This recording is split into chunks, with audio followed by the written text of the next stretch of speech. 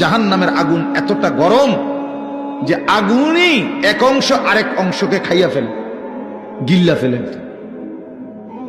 এই প্রচন্ড আগুনের মধ্যে জাহান্নামীকে ফেলবে, সে চিৎকার করবে, আর ফেরেশতা তখন ধমক দিবে, আলাম ইয়াতিকুম নাদির, এই বেঈমান, তোরে কি কেউ জাহান্নামের ভয় দেখায় নাই? কোনদিন কি জাহান্নামের ভয়ের কথা শুনো নাই?